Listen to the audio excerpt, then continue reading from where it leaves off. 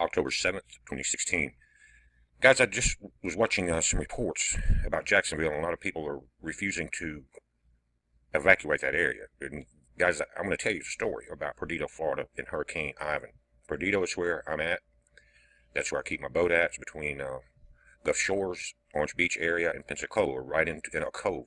But guys, Jacksonville could get major wave heights on top of a storm surge, and it's a low-lying area.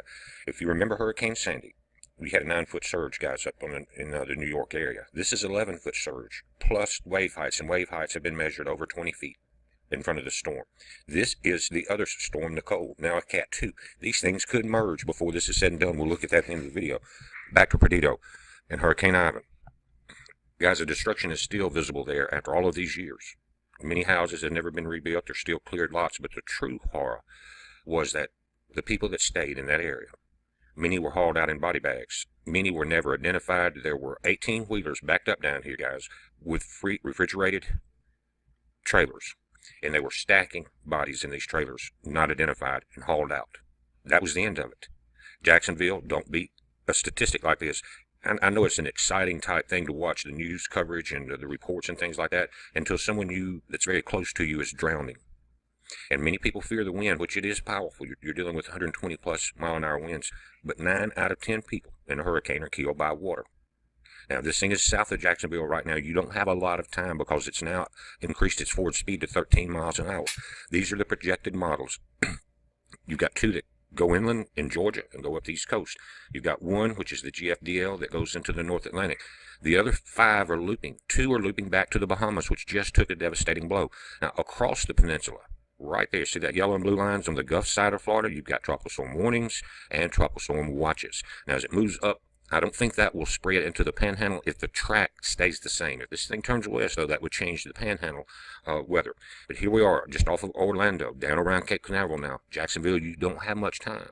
Look at this. You've got 22-foot seas and buoys there, 12 there, 29. And then that's the wave height. That will push the storm surge in. And then you're going to have 11 feet above the ground of water. Now, the cornice of your house is probably around 9 feet. Then you're going to have waves on top of that, second floor waves, if you're in these low-lying areas, if it does exactly what they're saying it's going to do. Now, it's not about really the track, because we've been doing that for over a week as we watched it come off the tip of Africa, and I called it a monster storm then. But this thing is not over. Look at this. By Friday, both storms are merging, Nicole and Matthew, as Matthew loops back around. And Nicole is stalling out right now at almost 0 miles an hour, and they're doing this dance. It's I've never seen anything like this, but it's been a year or 2 of record weather. But here's my warning. Jacksonville, low-lying areas on the Georgia coast, because you're in the curve, and it's going to push this into you, and you're going to be in the top quadrant of a counterclockwise rotation. Think about that. That's going to push everything inland into the rivers. Charleston, again, you've got 3 rivers. You've got a bay there. You're just a few feet above sea level. I'm sure they're going to close the bridges after you get to tropical storm winds at about 29 miles an hour, I think. So you're going to be stuck. And they're not coming back out to rescue anybody until the storm is over.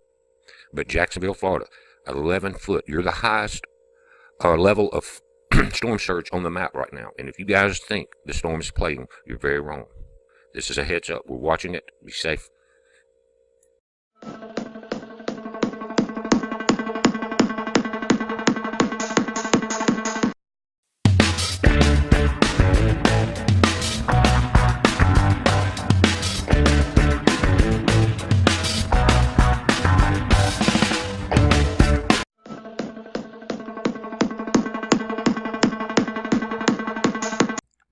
October 7th, 2016.